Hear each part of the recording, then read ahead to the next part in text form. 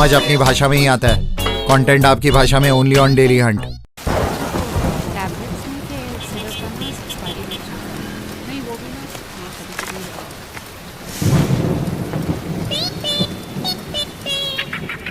हमें पता है आपको क्या चाहिए, अपनी पसंद का content only on daily Hunt.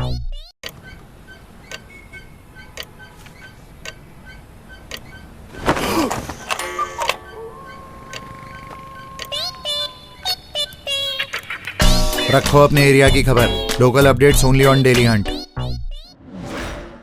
We're delighted to welcome you to the 14th Jaipur Literature Festival, protected by Dettol. This session is presented by Etsy, and our streaming partner is Daily Hunt. It's our pleasure to present Silver Linings, Sustainability and Responsibility in the Digital World. Himanshu Wardhan, Ritu Kumar, Suki Dusanj-Lenz and Hindol Sengupta in conversation with Supriya Dravid. A world still reeling from the impact of the COVID-19 pandemic has also seen a silver lining in the situation. A paradigm shift to an evolving digital space for artisans and craftsmen that is replete with creative possibilities. A panel that discusses and analyzes the efforts on becoming an Atmanirbhar Bharat with the revitalized focus on local crafts, heirloom products, sustainable consumption, with an emphasis on ecological and social impact while driving revenues. Himanshu Wardhan is a technology executive and entrepreneur with experience of building and leading businesses in India and the US. He's currently the managing director for Etsy in India. His key focus is mobilizing and empowering the creative community in India and connecting micro-entrepreneurs from different parts of the country to the world through the Etsy platform. Ritu Kumar is one of India's foremost designers. She has developed a unique style of her own, reflecting the ancient traditions of Indian craftsmanship in a contemporary vocabulary. She began her work with 4 hand block printers and 2 tables in a small village near Kolkata 40 years ago, and was the first woman to introduce the boutique culture in India under the brand name Ritu. Today, she has around 84 outlets both in India and abroad. In 2002, Kumar, joined by her son Amrish, launched a sub-brand, Ritu Kumar Label, which uses her established forte of traditional Indian design and converts it into a fashion-oriented international product. Her book, Costumes and Textiles of Royal India, chronicles the history of textiles and art design in India. Currently, she's in the process of finishing her second book, Crossroads, Textile Journeys with Ritu Kumar. Suki Dusanj-Lenz is the country head for Fashion Revolution, India. Calling for a fair, safe and transparent fashion industry, the campaign has become the fastest growing sustainability campaign in fashion. With a passion for technology, Dusanj-Lenz also works with Kickstart Innovation Switzerland, bridging startups with partners to further innovation. Hindol Sengupta is a multiple award-winning historian and author of 9 books. He's been a Chevening Scholar at Worcester College, Oxford, and a Knight Bagford Fellow at Columbia University. He is a World Economic Forum Young Global Leader. Also, he is Vice President and Head of Research at Invest India, the National Investment Promotion Agency of the Government of India. Supriya Dravid is the former Editor-in-Chief of Elle India. She is the current editor of Agio Lux, a soon-to-be-launched luxury e-commerce portal by the Reliance Group. Her novel, A Cool Dark Place, was published by Penguin Random House. Please do remember to ask questions and comment by typing it into the comment section. Ladies and gentlemen, silver linings, sustainability and responsibility in the digital world. Himanshu Wardhan, Ritu Kumar, Suki Dusanj-Lenz and Hindol Sengupta in conversation with Supriya Dravid. Thanks, Sharupa. Hello, everyone. It's wonderful to have you all here. I'm going to start with asking you all, this pandemic was an opportunity to reset everything. It made us more mindful of what we have and how far it will take us. So let's open our conversation on how this lockdown has made us look inward, and is there a decisive shift across the board? Let's start with you, Rituji, and then we can go on to Suki, Himanshu, and Hindol. Well, can you hear me? Yes, we can hear you. Well, this pandemic, I did not realize would even present us with a silver, perhaps even a gold lining, as far as the craft world is concerned. Now, I think since 50 years since I've been working, we've always had this refrain of the government is not doing enough for the craft people. What are the poor craft people doing? Give them subsidies. The government has tried all sorts of subsidies, discounts. I mean, everything that should not go with what I would say luxury goods, which are our crafts. People's work. So we're actually been very negatively approaching a subject which we should have looked at again once more with the same eye as the whole world looks at their luxury goods.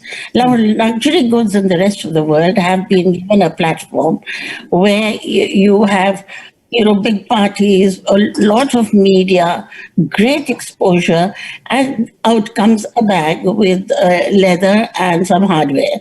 And now that is become the definition of luxury for the rest of the world. I mean, bar none, except perhaps for India. I think one of the reasons is that we've had a history of the royalty in India sponsoring luxury goods for their own use. Now, luxury in India has never really been for the masses. It's always been catered for, one of a kind. It is our bespoke entity that this country produces. And unfortunately, it has been highly unsung in this particular context. Chachi, please. And the thing is that nobody really realizes, because the crafts are performed in such modest spaces, like villages, in little hutments, etc. But what is not modest is the work that they're producing, because it's come down over thousands of years, some down hundreds of years.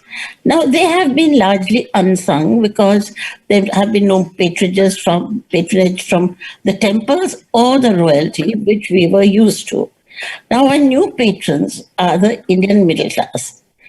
And there is not enough song and dance, let's say, about the crafts, and putting them into the same bracket as you would put a Chanel bag or something else. As a matter of fact, we demote them. We say, look at them. We have to, it's so expensive. But is it expensive for what it is? And the second thing that I want to make, the point that I want to make is, we are the only country left in the world where our crafts still exist, and they don't exist in museums. They exist in everyday work which the craft people are doing, and the consumer is the Indian consumer. Now, where the silver lining comes in is, we have all realized that this is no marketing tool. We cannot market them like this because there is not enough exposure. We cannot compete with the rest of the world on marketing what is very, very highly priced media space. So I think this is where I really appreciate the fact that we have discovered another route. Now, these things cannot afford rents. They cannot afford big malls. They cannot afford high amount of media attention. What we can afford is, if, and I'm sure we can do it if we put our mind to it, if they're documented and we can put them on the web, then they have a chance of being bought by the consumer, from the producer, and I think we could link those. So my endeavor would be that let us try, forget the government, let them do what they're doing, because they're neither designers, neither are they marketing geniuses. So I think we should just leave it to the private sector or somebody else who can link these two things together. That's why I find Etsy's endeavor very important, because this is not a job that is done by fashion houses like us. We won't be able to price them properly. The price should go directly with some, more money to the consumer, should give it to the producer. Thereby, we could find the only country in the world where we have this amazing treasure, and we owe it to our next generation to try and see that we conserve it. Very well said. I was actually going to come back to you, Himanshu, because what Rituji said also is a great leveler for what you do at Etsy as well. Perhaps you want to touch upon some of the work that you've been doing and how the pandemic has also helped you work with smaller artisans. Then I'll go to Suki and Hindol to get their opening thoughts as well after that. Sure. Absolutely. Thanks, Supriya. And just carrying on Rituji's point, I think she's absolutely right about it. I mean, obviously, it has really impacted the artisans. Yes. There has been a lot of social, economic impact. What this, I would say, the silver lining has been that it has helped us and to kind of break the psychological barriers of getting online.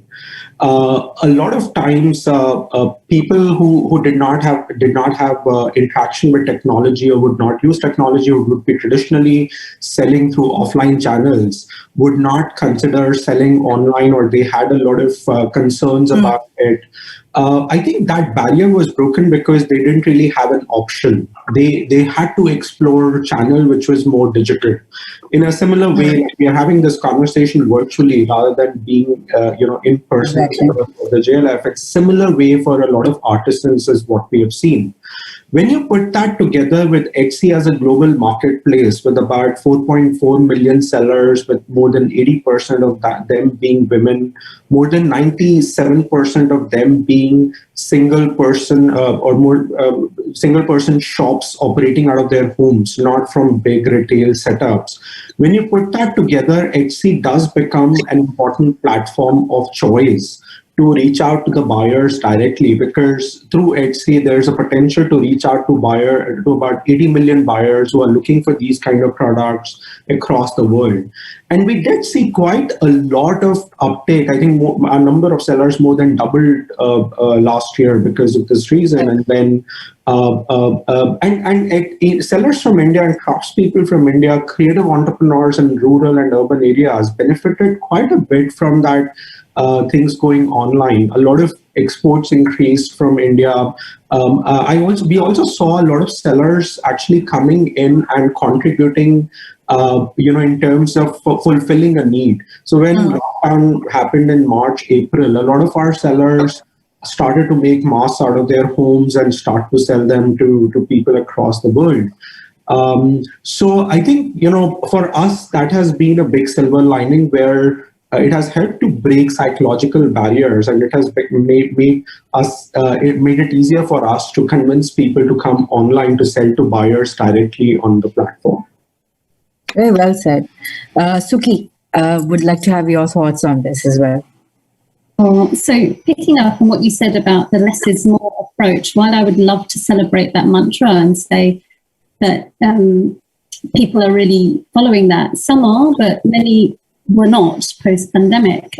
As we saw around the world, there was a lot of revenge buying going on, and pre-lockdowns, there was binge buying going on. So in terms of consumer habits, they, old habits die hard, should I say. What I did love seeing in India, certainly, was how the craft community was being supported by campaigns like Vocal for Local. Creative Dignity formed. There were groups that were working with artisans and craft centres around the country, and certainly getting some of our artisan communities in rural India connected online, tutorials on how to use WhatsApp to sell. So Fashion Revolution aligned with a number of organisations, and we were exploring how connections were being crafted up and down the country. And we saw the positive effect and the positive work that was going on there. So while I would say let's celebrate all that proactive energy that communities brought together, there's still a lot more. I mean, like I said, old habits die hard, and there were shopping frenzies going on post-pandemic. So there's a lot more to do. Agree. Hindol? It's been very interesting listening to everybody else. Look, about 10 or 12 years ago, and Ritu Kumar would remember this, when some of us were writing about fashion and, the fashion weeks, and where I wrote my first 2 books on fashion, young journalists like us used to go to Fashion Week at that time in India and come back and write these long pieces about how there's too much embellishment, and if only we could become like the West, and if only we could create silhouettes, clean silhouettes like the West, oh my God, then we would take over the world. That was clearly, and forgive my friends, that was bullshit, right? I mean, we were all wrong, and Ritu Kumar and the likes of her were right? And we just could not value what was intrinsically ours enough. We had never been taught to value it. We had seen that in our homes. We had seen our mothers and our aunts and our sisters and our wives and so on and so forth wear it, but we had never learned to really appreciate the value of it. Right? Yeah. We were not educated. And I think the big transition that has happened in the last decade in India is that we have become more educated. Today, I would buy a bag from somebody like Ritu Kumar as a gift rather than Louis Vuitton. And this is not to say Louis Vuitton is bad, but I'm just saying that we have learned to treasure what is ours. And I think Vocal for Local is a fantastic campaign. It truly is fantastic. I work in government these days. You should see how it has transformed even procurement within the government. And I think Indians have learned to truly value in many ways. We have a long way to go. I mean, we once did a calculation on what impact it would have if just around 17 million people who pay taxes in India would spend even 0.5% of their annual net worth or income into buying Indian crafts. It could have a cascading impact, right? And I think that, whether it's through Etsy, of course, the legendary work that somebody like Ritu Kumar has done, if we can marry all of this with technology, which is what somebody like Etsy does, and we could have many more, there are Indian platforms like Jaipur and many others. If we could marry these two things, we are talking about a real difference being made in India. And I think Instagram, and there's no Instagram representative here, but Instagram, I discover most of the stuff that I buy these days on Instagram. And there are so many wonderful niche brands in India doing such incredible work, right? And this mindset change was long awaited. In social sciences, we constantly talk about decolonization. I think in our purchasing habits, in our consuming habits, we are going through a great phase of decolonization. And I truly celebrate that. And I must say that, long ago, people like Ritu Kumar saw this and tried to educate all of us. But, many of us took much longer than we should, right? And I think now finally it has happened or is happening. And I think you take another 10 years, 15 years, and I really feel that's when the real tipping point of a large, massive movement would happen. And I truly celebrate this. Nothing makes me happier than this, that we've truly learned how to value what is ours. I think we're in a very exciting pivot in our journey in understanding what is. I love the backdrop against which you're sitting, by the way, Supriya. Thank you for using such a beautiful background. I think this is a great pivot that I think all of us truly celebrate. And there's a new generation coming, which is a natural native Instagram generation, right? Yeah, they're digitally native, yeah. They're totally native to this technology. They're born with it. And they are doing all their purchases, all their discovery through the digital medium. And they finally can discover, I today buy I'm a fountain pen lover. I buy my pens from a small village in Andhra Pradesh where they are made. Right? I have a choice. 10 years ago, I did not have a choice sitting in Delhi. Yeah. I couldn't have sat in Delhi and bought that. So I think we're in a wonderful pivot, a wonderful moment. And I do hope this movement, and truly it's a movement, grows and grows and goes much further. Well put. I have a question for all of you again. And, in her book On Fire, Naomi Klein talks about the Marshall Plan for Earth, which is basically mobilizing resources on scale, mobilizing technology, and creating opportunities for job development. And this is primarily a recovery, a new deal for a green economy. So in many ways, for all of us to work towards creating this sort of green economy, governments, businesses all have to change to survive this pandemic and to, move forward. What would your ideal be towards working towards this green economy? Should we start with you, Suki, and then we can go around to everyone else? Sure. Perhaps my view is a bit idealistic, but certainly at Fashion Revolution, we do, we encourage people to buy less but choose wisely. And we really encourage swaps and reusing your clothes and building that relationship again with your wardrobe. We have a campaign called Loved Clothes Last, and that's really to celebrate thrifting. And there's been an upward trend in that around the world.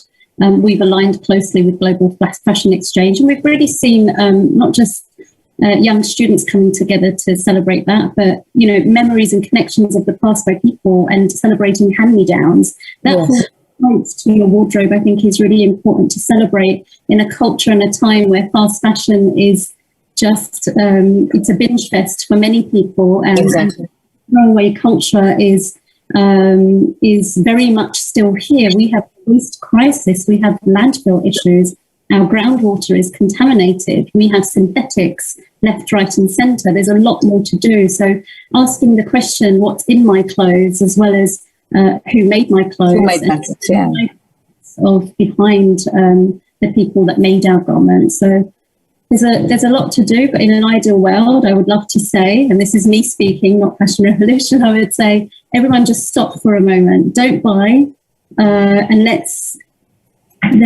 trade for trade or reuse and recycle just for 1 year and see what happens to our environment. Do you want to touch a little bit on the Fashion Transparency Index as well? And when you spoke about who made my clothes, I know that might be an interesting point to bring up here for green economy. Absolutely. And I think it's important to say that Fashion Revolution really has grown because we've digitally made our resources accessible. We're not doing anything new. Fashion revolutionaries have been around for many, many years before us.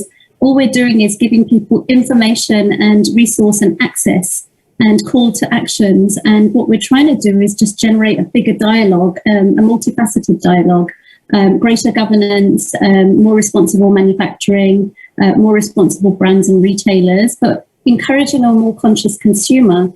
Transparency is a massive part of our manufacturers and brands' responsibility. Our transparency index is not a sustainability index, and that's really important to understand. Our rankings do not show that the most transparent brand is the most sustainable brand. What we are using the Fashion Transparency Index for is by saying this is a benchmark, it's designed as a benchmark, and we're looking at 250 of the biggest global brands around the world. And we're reviewing them and scoring them, and we are scoring them on their showing and showcasing of information, and scoring them on how much they show. Because we think that in order to be more sustainable, you have to be transparent, you have to look at your supply chain.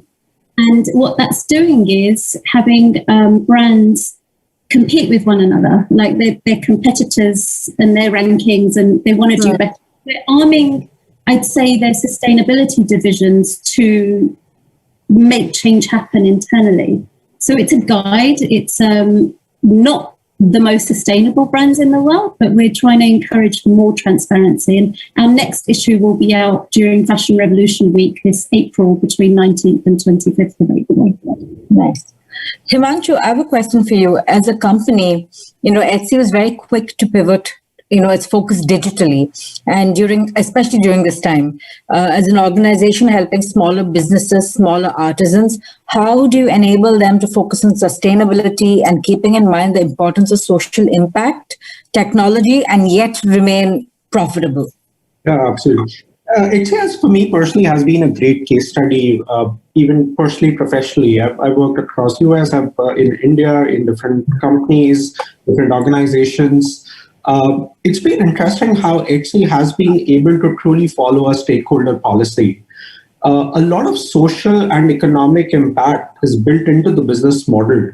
When you consider what Etsy is doing is that it is directly connecting buyer and maker of the product directly to interact and transact, and in a lot of cases co-create products. Yeah.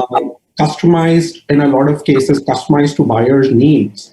And then, so when you put that together, and then most of the value is directly given to the seller or the maker of the product, that's a pretty big sort of, economic impact that it is creating. With 4.4 million sellers, 83% women, as I spoke about earlier, as women sellers.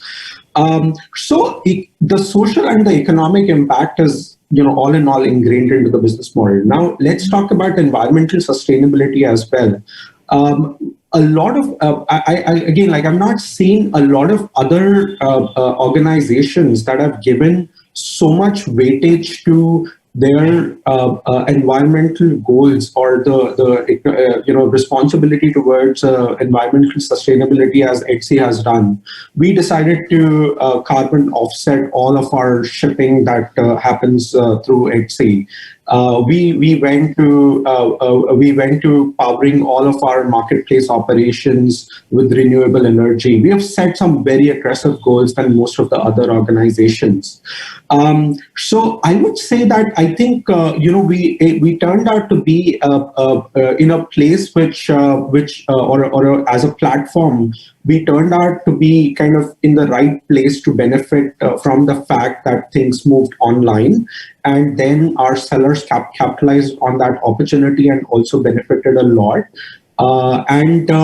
With a sustained focus on making sure that we are very conscious towards our environment and creating those social and economic impact, I think it has become an interesting case study of how you actually do everything together while being profitable and doing it at a particular scale. I mean, when you think about 80 million buyers across the world, with a market cap of about $24 billion, that's a pretty big scale. So we're not talking about a small scale economic and social impact. This is a big scale spanning across different parts of the world and nearly every country in the world. Fair point. Rituji, you spoke about sustainability and working with karigars right from the time it even became a conversation like what we're having. It's way before anyone started.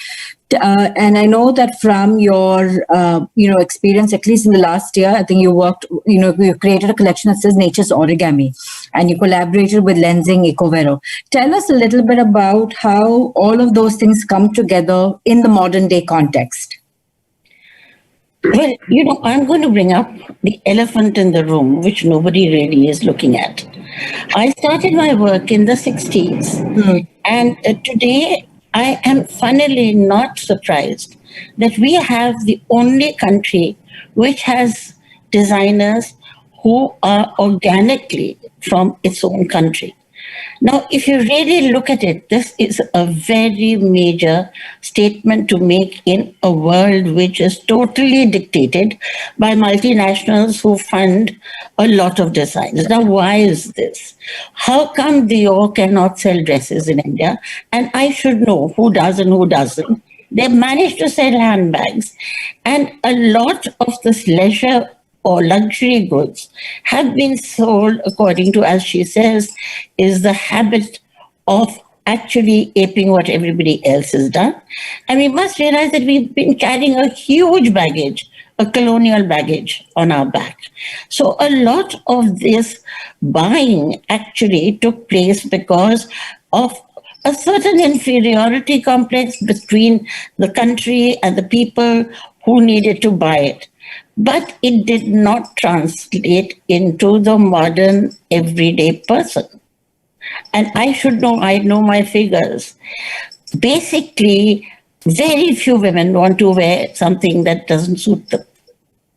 Basically, very few women want to wear clothes which make them itchy and hot.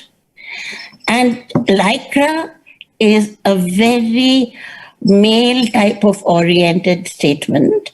We like to show our midriffs, our ankles, our bosoms, but not necessarily the legs. Now, if you really do a study of where these Western clothes really sell in our country, you will be surprised. Everybody talks about this has come from Paris, yellow is the color of the season, green is the color of season. I would like to see who wears black in Holi. Nobody. And nobody will be wearing saffron when somebody's died. I mean, these are sociological things which we have been fighting against. A very famous shoemaker came to me and said, I'd like to collaborate with you on your bridal line, and I will do the shoes and you do the things. And I was aghast. I said, have you done a study on this? He said, yes. I said, we don't wear shoes when we're getting married. So this whole thing, it was made up by the media, by how they should make it attractive. 20 pages of Vogue saying nothing. I mean, if you look at 20 pages of Vogue, what are they saying? Like Hindol told me, I think you got a firing from me once also when you were writing. I think, what are you saying? Are you saying that the lengths of the dresses are increased by 2 inches? Who are you convincing? They're only going to go to Surat and buy saris. I mean, why are we fighting against something that you can see right away there? Who are the designers in India? They're Indian. And they've come from a very organic route. There is an influence of the Western clothes, but that's really only in the cuts, not in your basic fabrics, not in your basic colors. So I think what we are also discussing is, maybe are we discussing a myth, or does this really work for our country?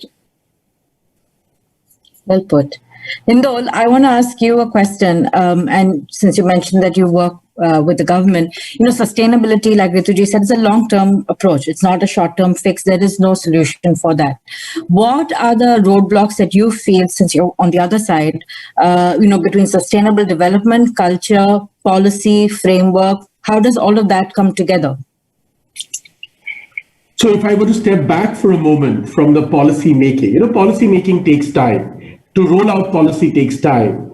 And policy making, most people don't realize, is often best done when there is already societal demand for that policy. Why does vocal for local work? Well, it already spoke to something that all of us intrinsically felt. So when somebody said it, when the Honorable Prime Minister said it, everybody realized, yes, I feel this too. Yeah. Right? So there is it has to speak intrinsically to an innate desire within us. And I think I am particularly proud. And, let me say this, 10, 15 years ago, I too assumed that there will be long queues outside Louis Vuitton shops in India, like there was in Japan, and so on and so forth. I am delighted to see that today there are long queues outside Ritu Kumar's shop and Sanjay Garg's shop in, raw mango, and so on and so forth, right? Yeah. And I am delighted that India has chosen its own path. Indians like what we like. We don't like things just because the Paris runway and the London runway and the New York runway told us to like something. We have our body type, we have our seasons, we have our cultures, we have our events, and we want stuff for that, right? And that's fantastic. And today the brands that come to India are re-engineering their product lines to suit what we want to buy. Because the guy in, I think somebody mentioned Surat and, or Andhra Pradesh, or even Delhi for that matter, when they go to buy something, they want to buy what they really want to buy. Yeah. And what you can buy the finest. Yeah, I mean, I don't necessarily want to go and buy a black Armani suit today, but I will buy, because I can finally afford it, finally in my life, I do want to buy the finest pashmina. When I gift, as I did to my father when he retired from government, when I bought him a retirement gift, I bought the finest pashmina. I didn't go and buy a jacket for him. I wouldn't, right? So we want to buy what we want to buy. And I think that is truly, India stands out. And I think now we should reverse the gaze. talking about colonization, we should reverse the gaze now. Yeah. As we are buying things at home, and let me say this. In the early years of the fashion industry in India, there was a lot of hype about designers who would go and show abroad. I don't want to name them here because there's no need, but there were a few designers who would say, oh, well, I went to Brown's in London. Well, how many pieces did you sell in Brown? Or, that's a Hindi term. We were all poor middle-class journalists, who were young, who had most of us had never been to London. So we had no idea that the chap may have sold only 5 pieces in London. Aapne Paris mein dikha diya, oh, I had a show in Paris, which is wonderful. But my dear friend, how many pieces did you sell in Paris? Right? So finally, it is the designers who cater to the market intrinsically. Which are the biggest designer brands today who have lasted? Ritu, Kumar, and I don't want to tell you her turnover, she can tell you her turnover. Sabyasachi Mukherjee. You look at the people who made it big and got scale. Where are the designers today who told us that they went to Paris and went to Brown's and went here and there? Right? So there was a market sitting at home. There is a market sitting at home. Now we should reverse the colonial gaze and say we will produce products, and we already are, that will be sold around the world on our terms. And I have absolutely no doubt that the point has come where this will indeed happen and is already happening. So it was a mindset shift that needed to occur. And it took 10, 15, 20 years. Ritu Kumar would probably say it has taken 40 years to get that mindset shift to occur. It has finally happened. And that's something to truly share. About time too as well, right? Indeed. Could I just pick up a point very quickly, in connection to something that Rituji said and also Hindol? So firstly, I think there's a massive conversation to be had about the colonial influence on indigenous threads. I think that's a really important conversation that we have to have. And Fashion Revolution is going to curate something later. But furthermore, Hindol, when you mentioned about buying habits, I think it's really important to point out that Indians have 2 wardrobes. We have our Western and we also have our of Indian heritage wardrobes. But there is a massive rise of Western brands in India and fast fashion brands at that. And looking at consumer trends and consumer buying habits, there's a lot of education that needs to happen with the young millennials in terms of their relationship with wardrobes and clothes, wanting to keep up the trends of one-time wears that are being celebrated across all our social media channels. And so, yes and no, in many regards, I agree with you, but there's still this big question and rather bigger elephant in the room, is the huge fast fashion brands that really need to have a shift and just overhaul their entire approach to their business and supply chain. So I think... Can I answer that? Please. Sure. Yeah. Please. I think where we are also confusing ourselves is we forget the fact that India was the country which exported fabrics to the rest of the world because we knew how to grow cotton, we knew dyes, we knew ornamentation. At the time that India did its best, kalamkaris and chins, Europe was weaving or matting tweed wools. That was it, because they did not have either the science or the fabrics to clothe not only themselves, but the rest of the world. Now, India's had this science and they are not too diverse. I do 4 collections for Paris every year. The only difference is they're using, to a large extent, Indian prints, Indian embroideries, and they're putting it into their own shapes, which are Western. And it's a very nice amalgamation. But in no way you go to the Indigo stall in Paris, can you find something that is indigenously European, that has come from their culture? Most of it, except for the tiger skin prints, which again I would say are Indian, are rooted through the Indian design sensibility. Of course, it doesn't look Indian. They don't, even the jamavar or the paisley has become European. So, I mean, really, there has been, and I've done a study on this. So I should know that there is no Western or Indian thing. Most of it, you'll be happy to know, because I'm writing a book on this, has been initiated, sourced from the country which had the best indigenous fabrics in the world. And that's a fact. I would like somebody to point out where I'm wrong, but except for the tiger, which I also don't think it belongs to them. No, it's a fact. It's really, all the inspiration has always come from India. The chintz prints came from India. The wall hangings, the wallpapers, almost anything that you talk about which has a history is Indian. So if I can just, if you'll allow me just 30 seconds, I just want to take off from what Ritu Kumar is saying. Look, I mean, this is something I was taught this at the Ashmolean Museum when I was at Oxford. There was a time in the 1500s and 1600s when there used to be battles in the streets of Paris over shipments of Indian cloth appearing. Right? Of course. Let's not forget that, Ritu Kumar mentioned the paisley, the boota or the booty as we call it, that traveled from Kashmir all the way, to the court of Josephine. Napoleon gave Josephine a paisley shawl, and then it went off to Scotland, and then there was a paisley. The English spent years and years trying to replicate it. Right? And the town is named Paisley.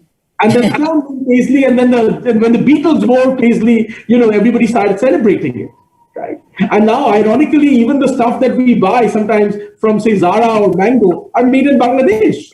Which is where, by the way, the great Dakai muslin used to be made. I mean, let's not forget Pliny the Elder, the great Roman historian, used to complain that the coffers of Rome are being emptied. Why? Because people are buying too much of stuff from Indies, from India. And what are they buying? Well, one of the things that they're buying is fabric, which is so delicate that it's like a wisp of smoke. Malmal.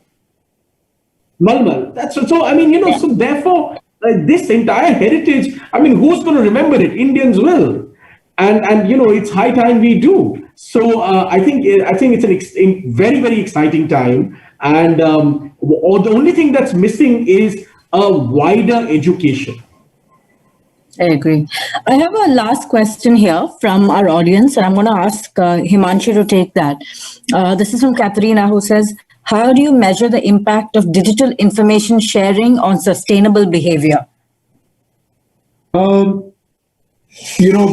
It's not an easy thing, but when you think about what are the factors that can help to make things more sustainable, then you would realize that what digital enables is to really do a lot of simulation and experimentation digitally or virtually without doing it physically. So it reduces a lot of waste. So it has a lot of such kinds of impact, but it is definitely, in a very shorter term horizon, it would be difficult to measure clear direct impact just coming out of digital. But as we talk to a lot of our sellers, one of our sellers, which is Blue Coin, she makes these vinyl prints for tiles. They're very, very beautiful from across the world.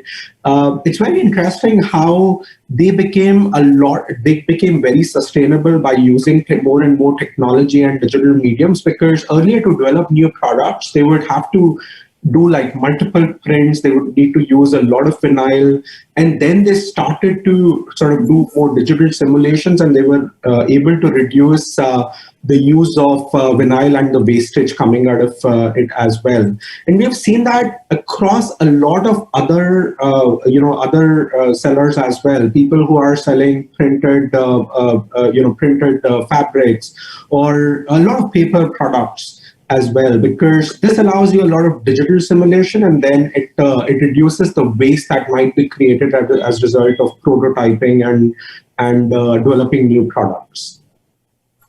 Well said, Himanshu. And I'm afraid this is all the time we have, but it was a really enlightening conversation. I'm going to give it over to Sharupa for the closing address. Thank you, Himanshu Wardhan, Ritu Kumar, Suki Dusanj-Lenz, Hindol, Sengupta, and Supriya Dravid for that empowering conversation. It's so good to hear from all of you how we finally learn to be proud of what we have, what is ours, and how to hopefully protect it. We thank Etsy and Daily Hunt for supporting the session. We thank our celebration partner, Diageo. Thank you all for watching and being such a great audience. Stay safe and indoors as you browse our festival books on Amazon by clicking on the button Festival Books on Amazon on the right side of your screen. Discover a whole new range of books.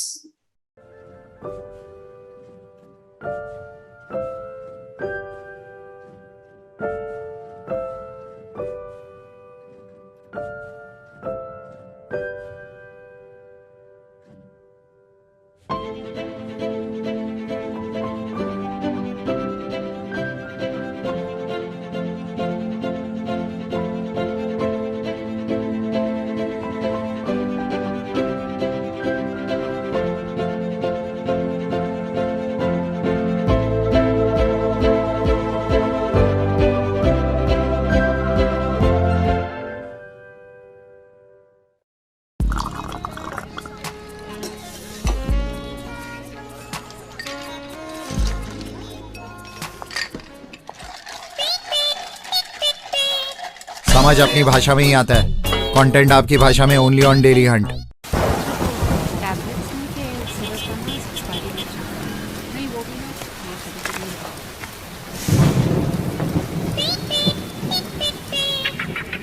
हमें पता है आपको क्या चाहिए, अपनी पसंद का content only on daily Hunt.